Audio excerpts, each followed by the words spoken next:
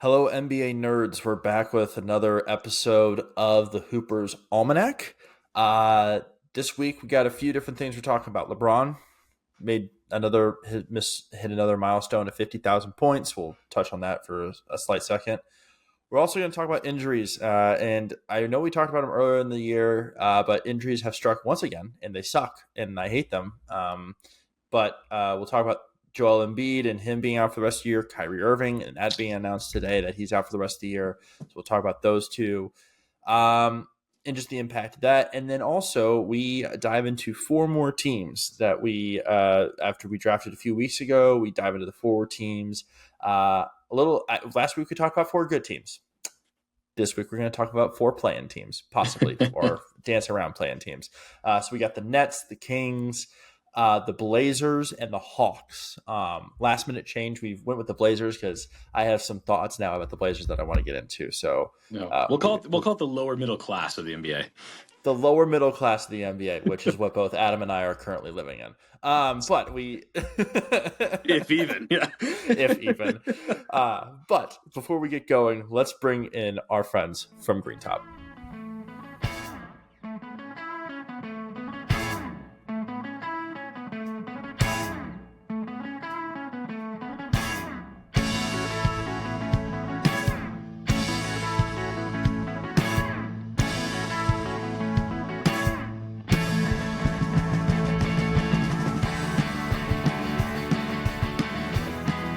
Adam head bopping with me tonight. It is 10:45 when we're recording this on a Tuesday night, so who knows what I'm getting from Adam at this point. This is my time. I'm a night owl. I love this. This is true. What time did you wake up this morning? Yeah, okay, so I do want to give a quick update real quick about obviously what happened this weekend. We talked about it last week. My two teams were going to the state Final Four. Girls won their state semifinal on Thursday, got to the championship game. Friday morning and lost by 4. It was brutal. Honestly, really, really difficult loss. Right there. I mean, a crazy day. Friday was a crazy day because I'm in this locker room with all these seniors. These girls are crying. I'm crying. Our head coach is crying. It's just like, and I have to kind of like steady myself and then go coach a semifinal for the boys against a team that was just on another planet from us. Yeah. They just, I mean, they'd be the best team in any division in TAPS. They're phenomenal. I mean, they absolutely destroyed us. So we knew it was an incredibly long shot, but you always have hope going into that game, and you have to fool yourself into thinking you have hope. The cold calculating part of my mind was like, oh, this is the more film I watched, I'm like, this is going to be a huge long shot, and we needed them to be in chill mode for about the first 5 or 6 minutes and to start cold and us to start really hot. They very much were not in chill mode. so we got down 20-5, and that was pretty much the game. So, we got. They win it all? Did that team win it all? They did. They won the championship game by 20. So, okay. I mean, yeah, they're in a different stratosphere than the teams in our level. Honestly, the championship game would have been a much bigger blowout if they'd have shot the 3 pretty well. I mean, they went pretty cold in the championship game, whereas against us they were lights out. So our girls are heartbroken. It's tough. Everybody's having a hard time with the season ending. This is a special group of seniors that I absolutely loved and will miss dearly. I mean, I'm gonna keep in touch with a bunch of them, but really special group of people. We just sat in the parking lot together after the games on Saturday night. We got back and just kind of had some moments together. So it was kind of a crazy weekend, and I've still been in a bit of a daze. I mean, just don't have much going on right now with club season hasn't really kicked off yet, so I have no tournaments on the schedule yet. So it's like it's just been a weird few days, just kind of processing it all. And this morning I hit not too late. I don't sleep that much, so that's kind of the thing. Is like even if I go to bed at 2, I'm up at 9. So that's. But I'm in full right now.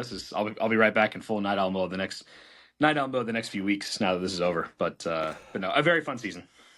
I hear you. No, I'll say this, like you, I'm 11-6. So you from 2 to 9. So I think you were about the same, like sleep time for the most part. Amount of sleep. Yeah.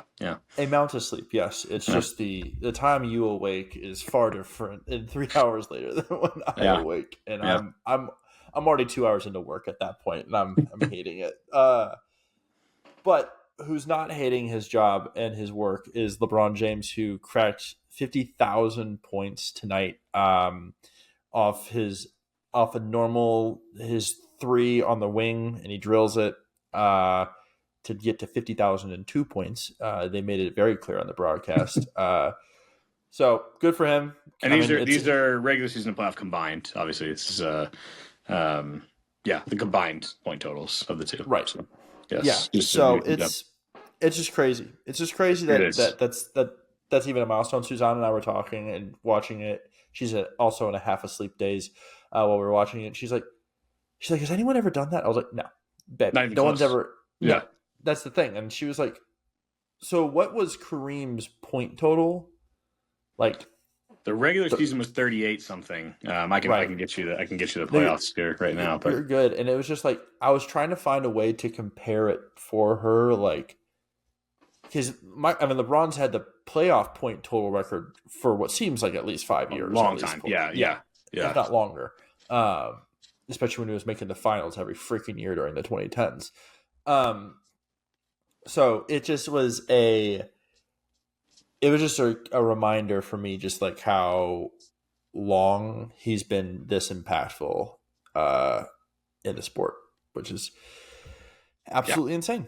No, it's a staggering number. That will no one. I just don't think anyone will even come close to this. Like I don't see a career lasting this long for someone who's this good. Someone might play 21, 22 years again, but not someone this good, this consistent. I mean, and not to mention, I mean, the last month he's been amazing. Like it's they've climbed up to number 2 in the West. I mean, it's just crazy. It just is absolutely unprecedented what he's doing. And 50,000 total points is just like a staggering number. We're not going to see that again. No. All right. So you know this better than me right off the top of your head, but I'm going to look it up. Who has played the most games in NBA history? I believe it's Robert Parrish.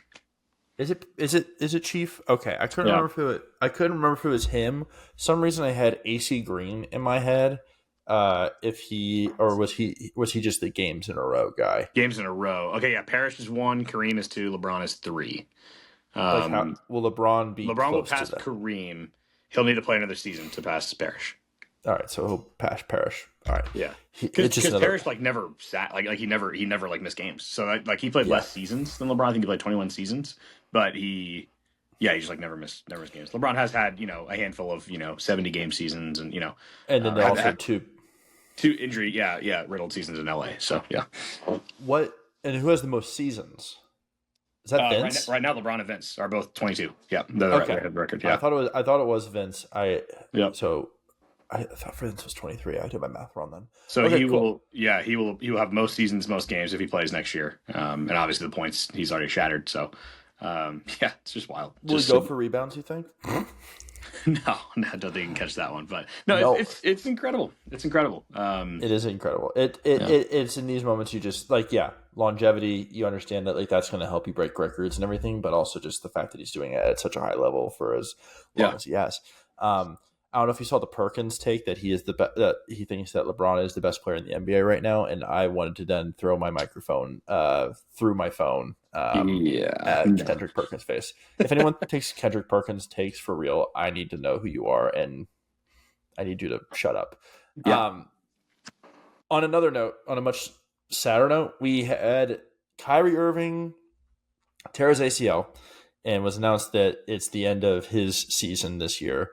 And then last week, it was Joel Embiid was announced that he's going to be out the rest of the year for the Sixers, which is crazy. It's sad. I mean, I'll do the Embiid thing first. I mean, I'm not completely shocked. The Sixers have been an absolute crap show this entire year, and he's not been the same health-wise, how he moves. So I understand him doing it.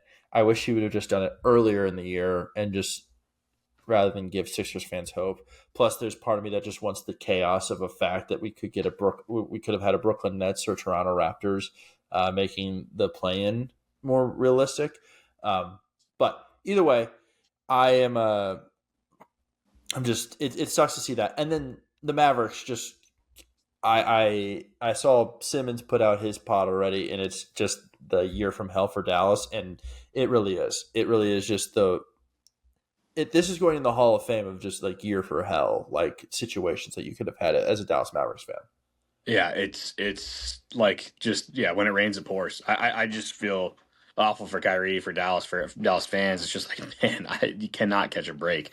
But not shocking. I mean, they kind of ran him into the ground a bit. Obviously after the Yeah. Luka trade, it's like the offense was like completely reliant on him. AD gets hurt in the first game, and this isn't like stunning. And I just worry that a guy like this who is so reliant on kind of his quick twitch movements and his Yeah. cutting and his ability to change direction. I mean, you just wonder if he'll ever get back to that thing. It's kind of cool that he had this one last All Star season this year. It was just playing really well. It's just such a shame that we won't get him for a while. I mean, it's just a weird time to do it too. It's like some guys like they come back 9-10 months, a year, and then Jamal Murray it was like 18 months. So it just you never really know. This time of the year, it's like, is he really going to be ready for any part of next season? Who knows? So if we're not looking at him playing until the 26, 27 season. I mean, that's a possibility, right? I mean, Man, it would have been nice if Dallas would have another ball create a guy who could handle the yes, ball who could or run your create. offense? Yeah, Man, who would have thought? wouldn't that be handy? And also a guy who's led a team to the finals. They did lose, but I mean, Correct. a guy who's led the team to the finals, and it Yes. was your team. Gosh, Yeah. that's just. And I mean, I think this also solidifies. We probably don't see AD the rest of the year. Probably not. Yeah, probably not. Which is why I switched my team to the Trailblazers, which is, if that's hints at anything, we'll get into there. I like that. I think we are. Yeah, I think we're going to see just the tanking and a lot of Spencer Dinwiddie. Max Christie is going to be hucking a lot of shots. And yeah, I don't know what to think of this Mavericks team anymore. The Sixers, they're dead and gone to me anyways. They fought hard for the first 3 quarters against Minnesota tonight, and then they look just so depressing sometimes. Quentin Grimes has looked good. I don't know if you've seen any of his stuff, but yeah, he went nuts on Saturday against Golden State. He's an anomaly to me, and I don't understand it. Like, I get it. It's like those situations of like, hey, guys are like stars are out. Someone's got to score these points. I just didn't expect Quentin Grimes to be the guy who goes and scores 40. Yeah. Yeah. But hey, I mean, he very much has. So yeah, I feel so bad for Dallas. I mean, it's like beyond like. I mean, like I'm obviously from San Antonio, and there's a bit of a rivalry there. But it's like I can zoom out and be like, man, like I would never wish this upon like my franchise or any other. It's just like this is just like hit after hit after hit. I mean, it's just brutal. So yeah. Sorry, Quentin Grimes did have 30 again tonight against Minnesota. Kelly Oubre with 24. Guess Paul George, baby, great night for him. 3 of 11, 7 points, 7 rebounds, 6 assists. So you know what, he was doing other things but scoring, but keeping up that efficiency and stopped podcasting so we can focus on his game. One of the funniest stuff ever. Whatever. Yeah. So stupid.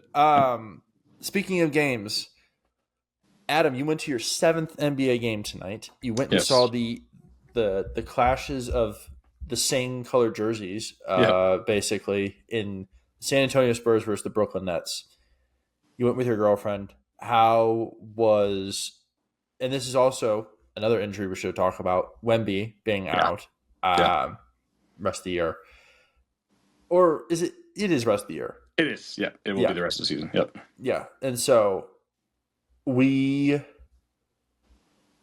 how was the atmosphere in the game, and then how was the game? Certainly subdued, especially when I compare it to like, a couple of the games I went to early in the year. There's a Memphis game that was awesome. There's a Denver game where the place was like packed and like, I mean, Jokic went nuts and it was a great game, went to overtime. And it was starting to feel a little bit like the old, kind of Spurs games. And this one was not that. It was, first of all, it's a Tuesday night against Brooklyn, which I got to say, Brooklyn, they're not the worst team in the league. They have some talent. They're there. But they are the most nondescript team in the league. Like, the combination of like the market, the jerseys, like it should work. It really should work. I've been to that arena. It's awesome. And like the thing, it should work in Brooklyn. And obviously they did draw a couple of big free agents, in 2019 with Kyrie and KD. So it's like, it should make more sense, but it's like, it's just not quite like, they just feel like this kind of just, meh franchise, just in general. Mm-hmm.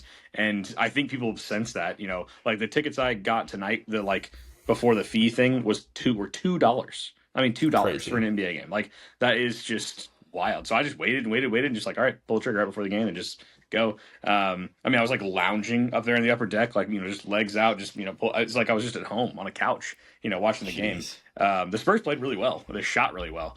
Devin Vassell had 37 points, 10 boards. Like, he had, phenomenal game. And a bunch of different guys chipped in. And Castle with a big dunk, Vassell with a big dunk. I mean, it was a fun, performance for San Antonio, but it was pretty subdued. I think the Wemby news has really, really taken the wind out of the sails of the Spurs this season, and I think the fan base as well. But great to see Fox in person with the Spurs jersey for the first time for me. So they traded for him right before their rodeo road trip started, so he finally got to play in San Antonio on Sunday against Oklahoma City, and then today obviously played well too. I thought they did a great job kind of leading the team today, and had a bunch of assists and looked pretty good. But yeah, they're still pretty fun. Even without Wemby, it just kind of sucks. Like, oh, that was the chance to like actually make a run to the play, and not anymore. There is this just. You're right. There was this hope that this year you're like, okay, this could be like a start of something here, especially with Wemby. We can make a play in. This would be fun. And everything was kind of coming together. You had Fox falling into the fold, and then Vassell was looking a lot better. It felt like I love, and this is stupidity of me maybe, and you could tell me I'm wrong. Do you like Jeremy Sohan's small ball center moments? Against certain teams, yes. Against certain teams. Because I think it gives you such a different feel than like whenever it's Wemby out there. Also, Bismack Biyombo turning back the clock again for the 14th time in his career, it feels like. yeah. Chris Paul just making him look pretty good with some of these lobs. And he's been effective. He had a bunch of blocks today too. Yeah, he is the epitome of the, like, hey, you need a center for like 2 weeks. Sign this guy to a 10-day contract, and just like total pro, like he'll do the job. Yeah. And he's just quick learner, but he does what you need any basic center like in this NBA to do. He's a good role center. Like, hey, just rebound, block shots, play solid defense, and then we'll throw you some lobs every now and then. Yep. So I totally agree. But speaking of the Nets, that's one of the teams we wanted to talk about tonight. We're going to kind of rip through them pretty quickly because they're bad. But I wanted to talk about the Brooklyn Nets, one, because at the time and at this point, they are 11th in the East, 21-39. So that's like the one spot out of the play-in. They're 3 back of the Chicago Bulls. I wanted to talk about them tonight because there's a part of me that still thinks that there's a chance they make the play-in because these guys are still trying. And They're you saw it tonight. Yeah. They play hard. You saw it tonight. They have pieces who in my head should be like better. Like Cam Johnson, like tonight, it didn't look like he wanted the ball. I get it. He's like still fighting, like it's not kind of coming back from injury. And then there's part of me like, why didn't they trade this guy at the deadline? Like, what is it about them that they're trying to like figure out? Like, if you're trying to tank for a better pick, why wouldn't you trade something like that or just like sit him out? So confusion in my head. They are the second slowest team in pace this year, 29th in pace. Bad on offense, 27th. Bad on defense, 20th. I don't know how they've won 21 games. To me, it does not make sense to me that they've won 21 games. No, I think it's just down to they just play harder than a bunch of teams that they play against. And they do have like enough guys that kind of like make you like, try each night. Like I think even at the beginning of the game, like they're really pressuring the ball, like playing passing lanes and stuff like that. And the Spurs like just kind of wanted like simply getting their stuff. And it was like, this is annoying. Like I actually have to like V-cut to get open in this game. You know what I mean? It's like not just like one of these teams just kind of going through the motions here in the middle of in early March here. But they actually do try. And Cam Thomas can like really score, man. He doesn't pass often, but he had I think he had 6 assists tonight. He actually had a couple nice reads, but also took some shots that were just like, wow. No, I can't believe he pulled that. Yeah, that's the definition of just Cam Thomas of like heat check after you haven't even made a bucket in three attempts. It's like, I don't care. I'm launching. And he's not like crap efficiency. He's only, he's like 45% from the field. No, the dude can score. There's no question about it. But no, I don't think he's got glue to his hands. He does have glue to his hands whenever he has the ball. It's very rare that he does pass it up. The other thing, I mean, the D'Angelo Russell return, like you can see Yeah, that, like it's I'm just whatever. Oh, I mean, it's whatever. But like just having like him like being quote unquote comfortable having like the control of the team, you can see that that's also helped him because they losing Schroeder. Why did I struggle saying that four times? Schroeder. Losing Schroeder, they needed another guy to just be the point guard and not have Cam Thomas bring the ball up and take 50 shots a game. So yeah. uh, it's been something, and so I do think they appreciate that, but maybe that's why Cam Johnson isn't also shooting as much anymore. Yeah, I just the whole D'Angelo Russell experience, like I'd just be like, what are we doing with this? I mean, just yeah, oh, like I'm in my bag and like my slow pace and all this stuff, and it's like yeah, but you're just not effective anymore. I mean, he never was really that good, and that one All Star appearance was like a sham of an appearance. Like there's so much better players who like have not made an All Star team, and he gets to say he was an All Star at some point. That's ridiculous, but no, there are a few things to like about this team, but overall, I'm just kind of like man, like. I think I have to pick a direction at some point, like, and just kind of like yeah, like drop, get rid of all of their talent and just kind of like really go the opposite direction? Or do they kind of just try to piece together this little thing in the East and make a run at the sixth seed at some point? I don't know. They just feel like this very stuck franchise. Like I said, just nondescript. So I was trying to figure it out, like, because they signed Claxton to an extension this offseason. They have, and I mean, what's great, the issue is they had the Ben Simmons contract, which they got the buyout, and now he's in LA.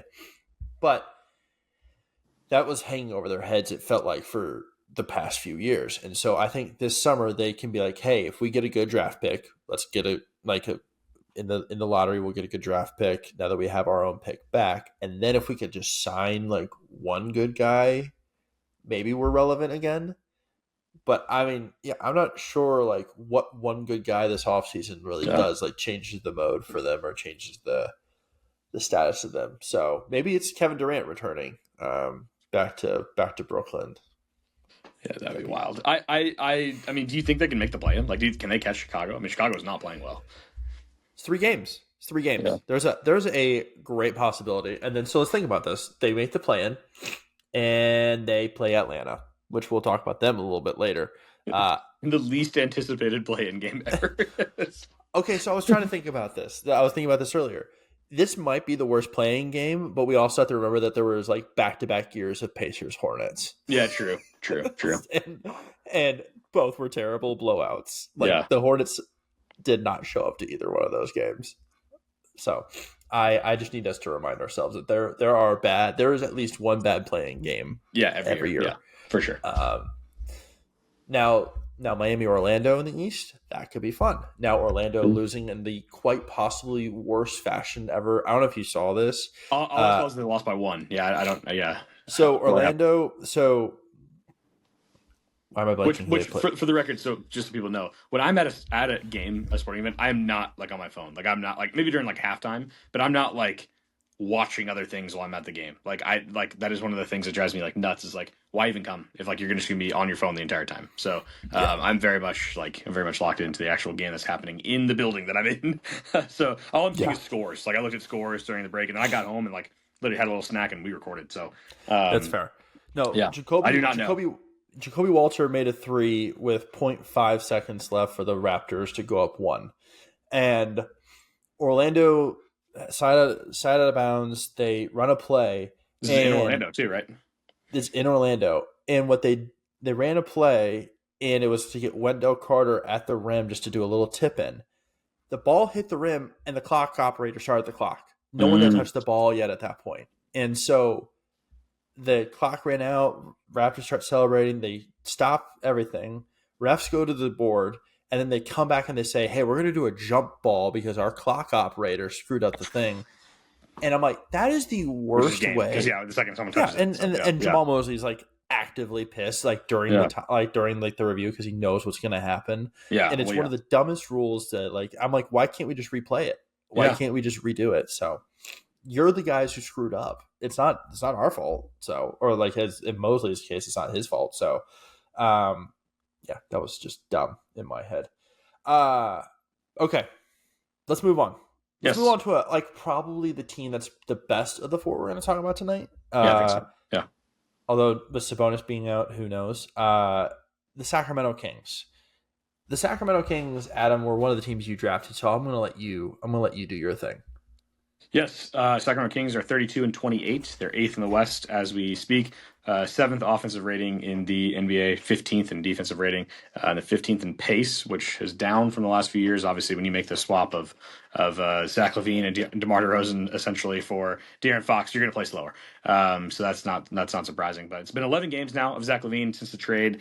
They've been 7-4 in those games that he's played, and he had 42 in their blowout win over Charlotte a few days ago. The team also made a coaching change right after Christmas, and it has largely paid off. They were in 13 and Yeah, 18 when they made that coaching change, and they've been 19 and 10 since then. So on a pretty good trajectory, and that's been Doug Christie as their coach since then. So a pretty decent team that I think has solidified themselves in that kind of top 8 spot, and could jump up to 6. So that's the highest they could realistically climb.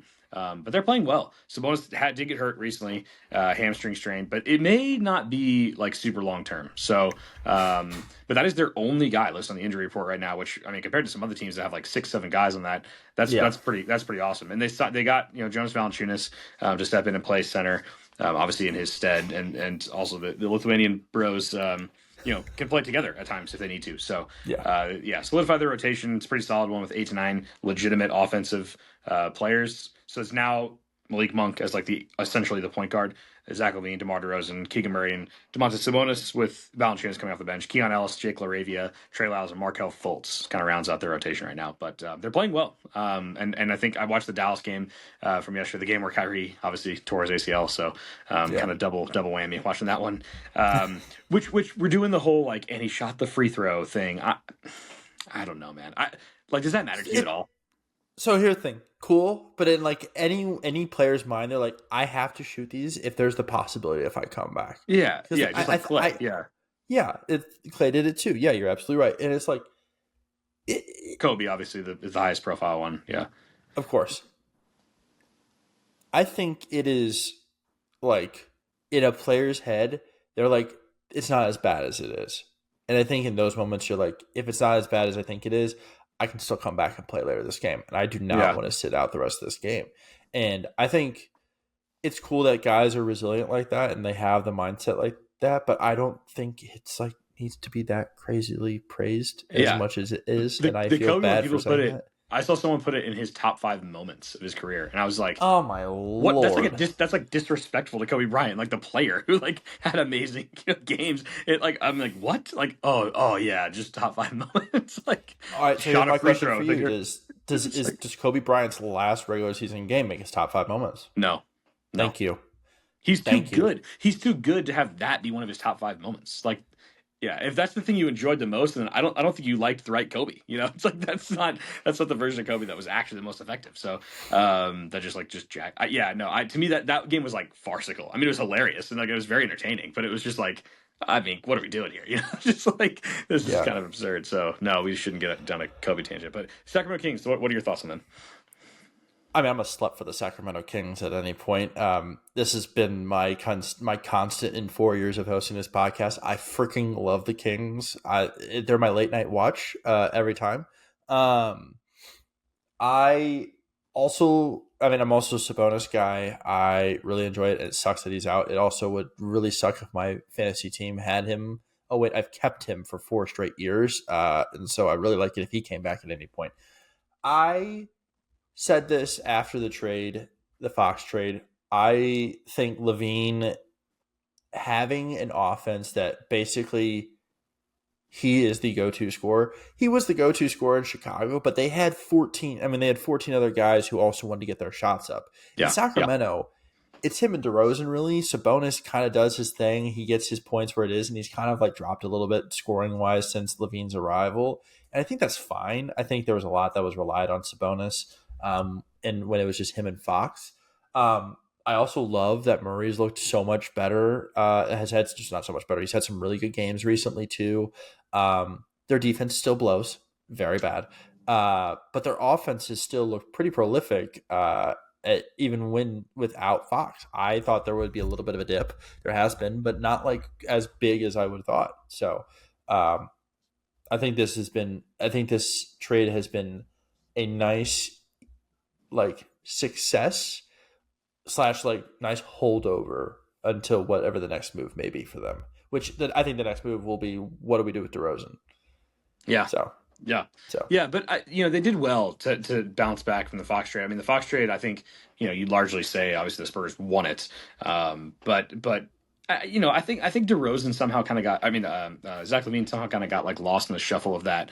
I mean, that's a really good player that they picked up, and oh my a gosh, couple yeah. other like little things with it. But is it exactly what you want in return? For Fox, I don't know. But if you are trying to just pivot rather than just take a step back, then I think they did quite well. I mean, you look at the team now, and it's like they make sense offensively. Like they actually, Monk has actually stepped into that creator role pretty well. So Yeah.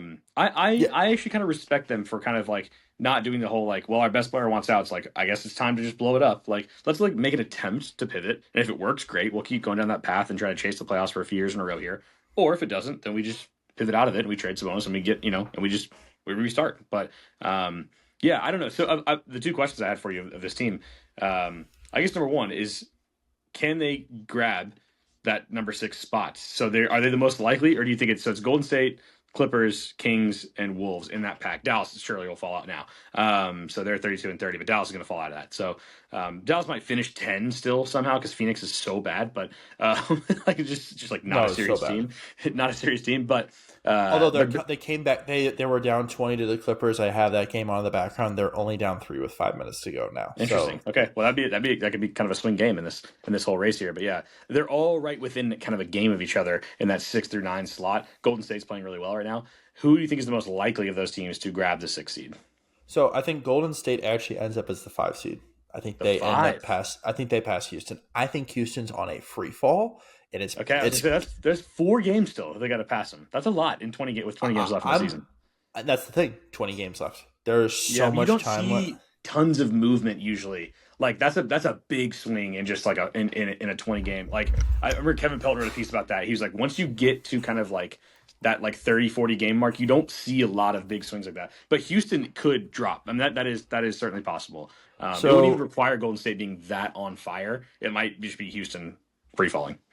okay, so I should maybe check my math sooner rather than later. So Houston does not it has the 7th easiest schedule when it comes to like uh, why am I blanking? Just the 7th easiest strength of schedule for the Like rest of the remaining, season. yeah, yeah. Yeah. Um, of course, my computer now freezes, and I can't tell where, or my secondary computer now freezes, and I can't tell where Golden State ranks on this list. So I'd really love it if it start working. Oh, there we are, right in the middle of the pack at 15. So uh, it is. Do they play Is each other? I guess let me try to find that. they do once. They do play Okay. once. It's like perfectly frozen, like right where I can see just those two teams. It's great. um, So I do think there's a chance for Sacramento to reach the 16th. I think at the best they make they're the 7th team. So I think it's them versus the Clippers in that first playing game. That's 7-8. I could still see Minnesota grabbing one of those spots. Minnesota to me has moments I'm like, Strange team. oh, well, Yeah. I'll say this. No, we'll save Minnesota because we need to Yeah. save them Yeah, for yeah. another week. But I think for the Kings themselves, I think they are they're kind of slotted in that 7-8 game in my head. Like I don't think they fall lower than that, I don't think they fall in that 9-10 game. I think it could be Sacramento, Minnesota, or Sacramento, the Clippers. I think the Clippers, without Norman Powell, their offense has been pretty Yeah. lackluster. It's bad. Yeah. And I get Kawhi has kind of looked a little better recently. I still need people to understand, can anyone look at James Harden's field goal percentage and tell me when it ever cracks 40%? And then we'll start talking. I say that, and I probably should check to make sure that he is still under 40%. Yeah. I think Golden State's the most likely to get that 6 seed. James Harden, 38% from the field. I need people to really just lock in. These are like Jerry Stackhouse Detroit Pistons numbers right now. I need us to really lock in. Yeah, that's fair. Okay, I do agree with you. They have 9-10 guys in my head that are good like rotation pieces for the playoff. Yep. But the issue is they're good rotation players. Their They're high not end like talent's not there. Yeah, it's just not there. correct. Yeah, Yeah, yeah, Sabonis. I think still Sabonis is probably your still best player, and Levine is like your best scorer, but not your yeah, best player. So yeah. I And the last question would be like, can they actually upset anybody in the first round? I would say no. I hate that I'm thinking about it. Because if it I was think 6, they would get Denver right now. If they're like they're probably gonna have to play a Denver, LA, or OKC. oh my god, LA is number 2. They're not beating those Holy. teams. Yeah. Hey, remember when I thought that LA might just not make? I mean, like, wasn't gonna be Yeah. this good. I've definitely missed on some of these over-unders, but I was high on LA. I said, you know what? Like, the Lakers could be pretty damn good. I did not think they'd get Luka Doncic in the middle of the season. That would have been crazy. If preseason you would have predicted Luka Doncic on the Lakers, we would I did be think making millions. they'd be pretty good. But, yeah, the Lakers and Celtics are the 2 seeds in the NBA right now. How about that? I have a nightmare in my head that Luka's gonna come for revenge against the Celtics this year On a different team, yeah. and it's on the Lakers. The Lakers. And we're watching if anyone watched the first episode of the Celtic City documentary, I'm loving it just because I'm getting I love that Jerry West pops in for 4 seconds, a heat check moment, and he's just like, don't fuck with a wolf. And I'm like, sir, let's not forget you didn't beat us once. Relax. Anyways, I do love the Kings. I'm so excited about them. Can we switch to my Western Conference team? Let's do it. The Portland Trailblazers. Oh my god. All right. Here's the thing. I love them, and I hate how much I enjoy watching the Trailblazers.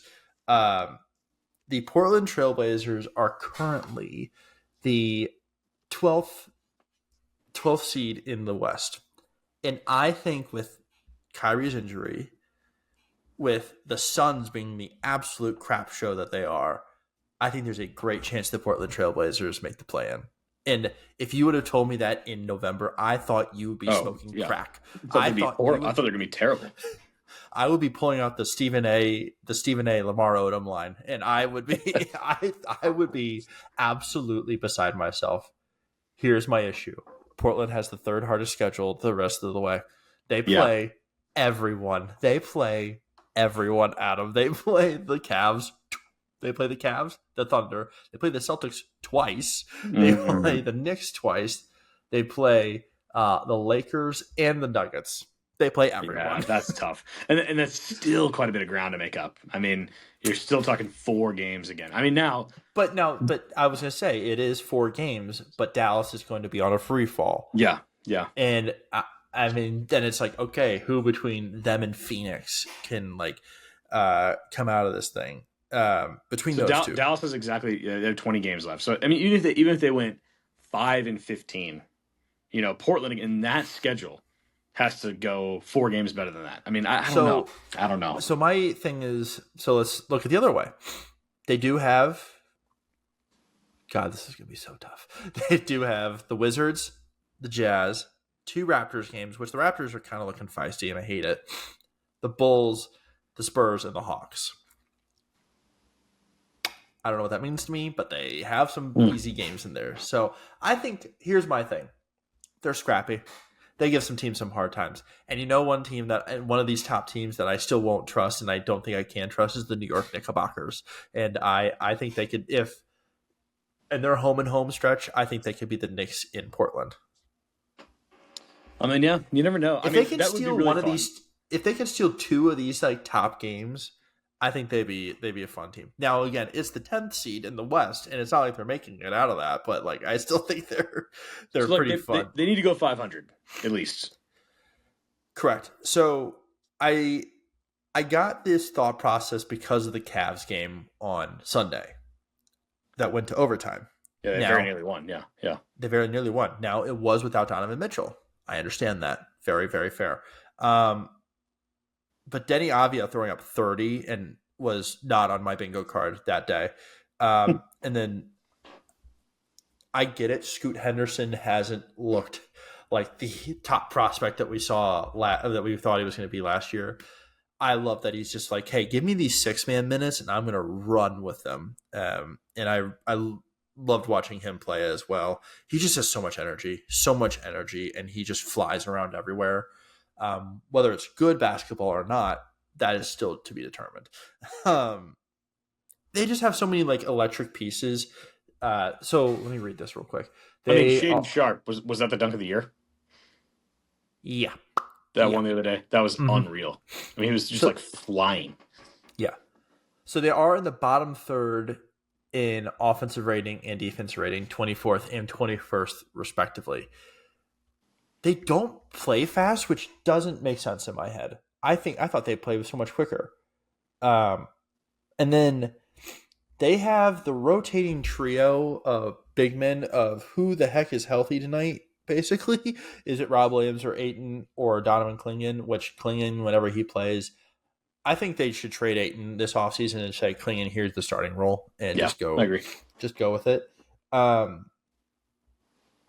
and they're not playing Jeremy Grant. Like they're just saying, sit. I don't want you, and I love it. I think those games are when they're so much more effective. So yeah, so my question to you, Adam, is this: do you think they actually have a chance to make the plan? Do you actually think that they can make the plan?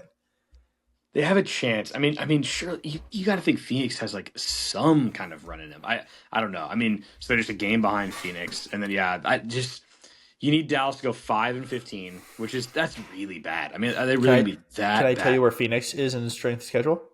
Where is Phoenix? They are the hardest strength of schedule the rest of the way. Wow, So wow.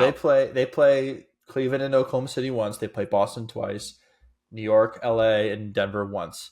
Their quote unquote easiest opponents are one game against the Raptors, one game against the Bulls, and one game against the Spurs. That's their only easy opponents they have. Dang. Well, last year the Spurs beat them in a game that like actually had like quite a bit of importance, but Yeah. um, at the very end of the season, yeah, I think it's possible. I mean, Dallas is the one that like because they're just so far back. Like, yeah, that's four So games is a lot. 4 games is a lot. Dallas is right in the middle of like they have some tough games, but they're like tough winnable games. Like it's Indiana and it's like I and do think Portland Houston. can go 10-10. I will say that if Portland can go 10-10, they need Dallas to go 5-15, and then they grab that spot. Yeah, here's my issue. I'm looking at Portland's schedule right now, and I probably should have talked before I put the foot in my mouth. Uh, not considered a hard game on Tankathon was a road game in Sacramento, a home game against the Pistons, a road game against the Warriors. Sir, why was this not considered one of the hard games? Um, yeah, Jesus, this is gonna be That's gonna this be is gonna tough. be. That's gonna be tough. I think But no, I don't but think they can go 10-10. I don't yeah. think they can go 10 and So 10. that means honestly, whoever's in that 9 spot, you get a beat up Dallas team at home. Like you're probably gonna win that pretty easily. Um, yeah, the West play-in, those games are going to be fascinating. Those games are going to be fascinating because they're all teams that can kind of give OKC like a little bit of problems. I mean, they're not going to beat them, I don't think, in a series, but you never know. I mean, a couple injuries, and I mean, you never know. I mean, Minnesota can give them some problems. Minnesota can. I don't think the Clippers could The give them Clippers can, problem. yeah, Yeah, yeah, I think the Clippers are just too offensively handicapped. yeah. And I think Dagnall is smart enough uh, to like know how to scheme up against Harden and Kawhi. Uh, Minnesota, yeah, you're right, could give them tough times. Kings will have to make them play some consistent offense, but I mean the Kings can't guard a lollipop to save their Yeah, life. yeah. They yeah, they suck. So I on defense, offense they're a lot of fun still. Okay, so we're still saying Portland might have an issue. What you're saying, Portland? I think they do it. I think they can beat the Mavs. I think the Mavs only win 3 games the rest of the year. Okay, there you go. That might do it. 3-17 the That'd be rest of the way. wild. that'd be That's a that'd be huge drop off. But such a crushing end. Such a yeah, crushing end. Okay. Final team, Atlanta Hawks, yep. who have also just had just the worst of injury luck, losing Jalen Johnson earlier in the year, and yet they are still winning in fun ways, and I don't understand it. Yeah, so the game I focused on was crazy. It was Hawks at Grizzlies, back and forth the entire way. It was super high scoring game. and the Grizzlies, I mean, just pissed it away. They're holding for the last shot. Dyson Daniels gets a steal, and Karis LeVert makes a layup at the buzzer on the other end. If there's like kind of like weird little Euro, Hawks steal it on the road. They're 28-33. They're ninth in the East, 20th in offensive rating, 22nd in defensive rating, the second fastest pace in the league, which is not surprising. Trae Young is classic Trae Young. Has some games where he looks incredible. He's leading the league in assists, 11 and a half a game, but then has games last night where he goes 5 of 17. But the guy who saved them yesterday was Zachary Risachet, who My had, man. I mean, just a phenomenal night. I mean, it was like I hadn't watched. I don't think I'd ever watched a full Hawks game since like very early in the season. But yeah, I mean, he's super up and down. You look at his game logs; it's just like this, just the definition of a roller coaster. But he was 11 of 13 last night, 5 of 7 from three, 27 points and 4 steals. It was just excellent. Played really, really well throughout the game. Made impact plays. Wasn't actually in on the very last possession. They were kind of going a defense heavy lineup, but. Yeah, it's a pretty interesting team. I mean, I don't know. The Jalen Johnson thing sucks. I mean, just like that would change so much about this team. But it just, I mean, he had been their best player really for the most part before his injury. So, yeah, I mean, the great win last night, but it was, we'll see. I mean, the highest they can possibly climb is 7th, so they will be in the play-in. I guess the question is, will they get out of it in that 7 or 8 spot? Right now, they're in 9th. And that is just a very strange morass of teams there, with the disappointing Magic falling into that mix. So yeah, I mean, it was a fun game to watch last night. They have stretches that look pretty fun, but just another kind of strange Hawks season where they're going to finish just below 500, but might get in the playoffs. The fact that George Niang has had like, I don't know what's the comparison here, has basically turned into the minivan version of Fudge. I'm just trying to think right now. I don't know. The man's averaging 14 points per game right now off the bench, and somebody says, "Hey, that's wild to me." Levert having a crazy past few games too has been super impressive for them. And who's shocked that this man is like, hey, I have the ball in my hands all the time now. Let me go like throw up buckets. I think Cam Thomas walked so Karis LeVert could run, except it's the other way around. That Karis LeVert came before Cam Thomas, but still the same. And played in Brooklyn. And played in Brooklyn. And basically did the same thing. Karis LeVert was doing what Cam Thomas was doing like a few years before him. And so I love when Karis LeVert's like a cocky motherfucker and he just goes out of his way to say, I'm going to get a bucket. Now, I don't like it when he throws up 40 against the Celtics on a random Thursday night like he did a few years ago. I'm also not sure the Cavs loved that very much either because they said, get him out of here. Yeah, but they got DeAndre Hunter. They got DeAndre Hunter out of it. And that's the piece that has to be discussed with this team is how busy they were at the trade deadline. Obviously, you trade DeAndre Hunter, trade Bogdan Bogdanovic, and kind of remake your team a little bit on the fly. And pick up a couple of nice little pieces along the way. Karis LeVert, Terrence Mann, he's had a decent little run with them. So that's they're very busy for a reason. And they also don't have their pick this year. You know who that goes to? That would be the San Antonio Spurs, unprotected. So, yeah, in a trade that just keeps on giving for the Spurs. So it's wild. I mean, DeJounte Murray, yeah, absolutely. Well, I think not only that, the Dyson Daniels like all defense like season he's leading the league in steals with 3 steals a game. Yeah, he's absolutely awesome. Insane. Yeah, and like you said, had the game-winning play against the Grizzlies, and so he has been insufferable to watch when he's like guarding your best player. Like it doesn't matter how big you're, like whatever wing is your best player, he's saying you're not scoring 20 tonight. Like he is holding them under 20, and it's rough. And it's a strange thing because he's strong, but he's not like overpowering strong. It's not like Kawhi when he was just like, man, you just can't move him. Like it's just like there's nothing you can do. Like when he's at his absolute peak. Yeah, his instincts are incredible. Like he makes these like little plays, these little deflections that you're just like, how did he even like think to do that? Yeah, he is like incredible defensively. But I mean, he's got to improve on the shooting. 33.7% from 3. If he's going to really be a proper, like true two-way star, he's got to improve that a bit and get it up to at least 36, 37, 38%. And then his value will just skyrocket because he is amazing defensively. He really is. I worry that in an Atlanta Trae Young offense, he just pegs himself as the guy who sits in the corner on offense, when in reality, the best he looked as an offensive player was when Trae Young was out and he was kind of running the show. Helping create. Yep. Yeah. And so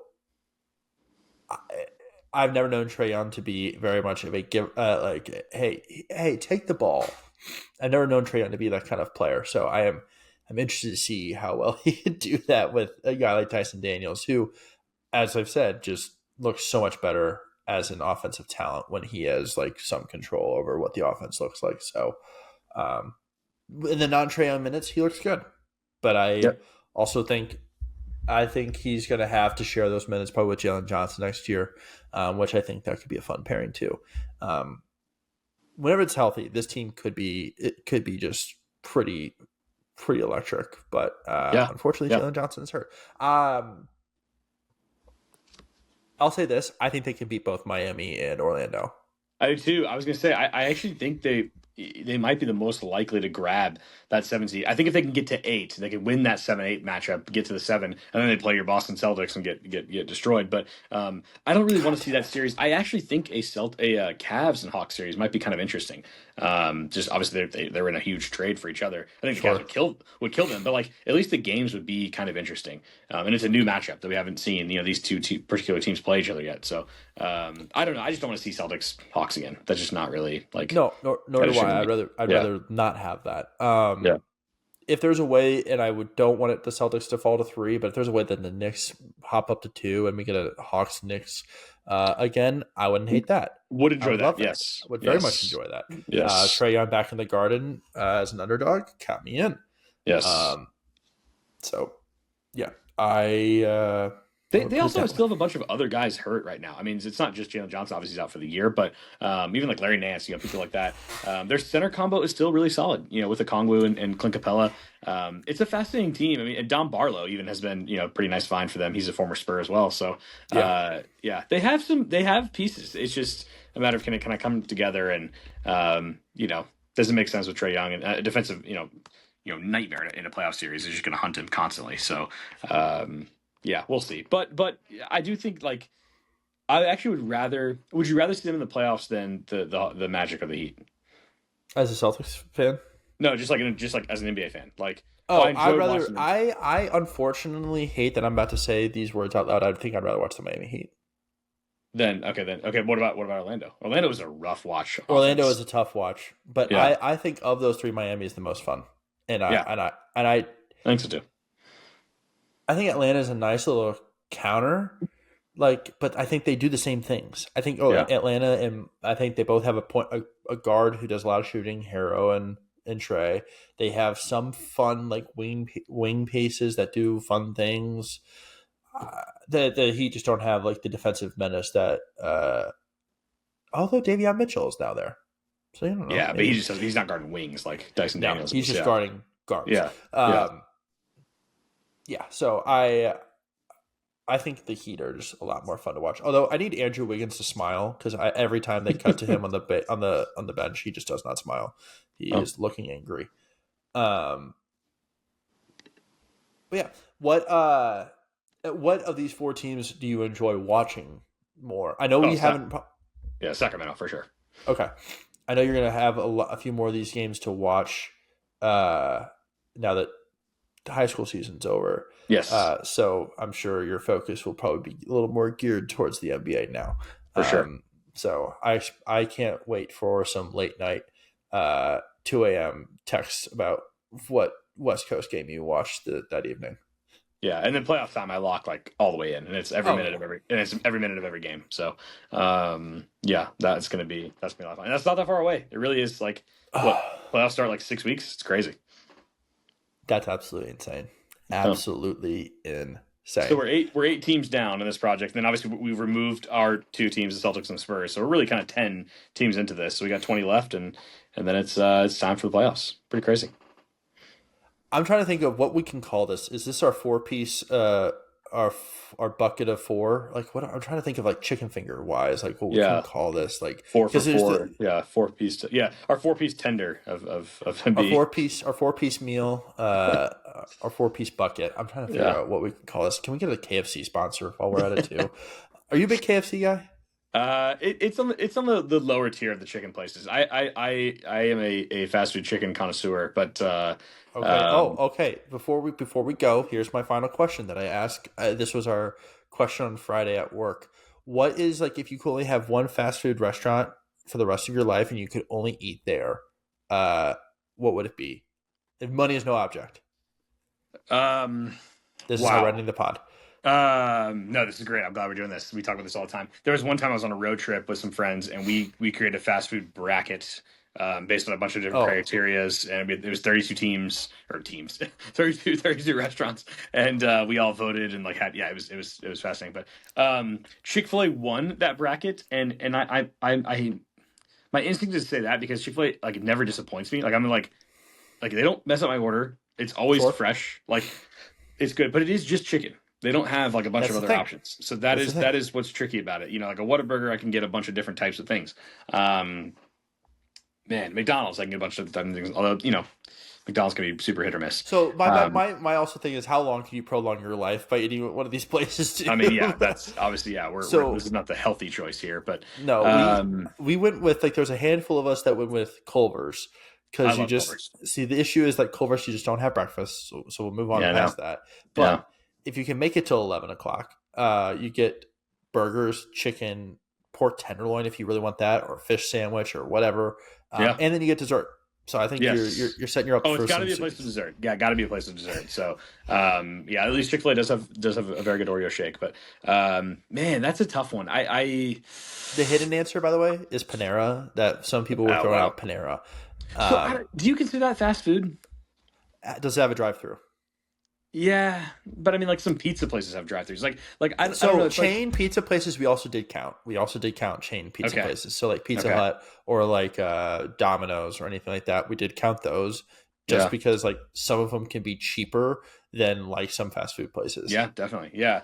I mean, yeah, I just Panera in my mind is more fast casual than it is just straight up fast food. But that's a tough question. I just the text in me wants to lean Whataburger, but Whataburger's quality's gone down a bit since they were kind of bought out by that Chicago company.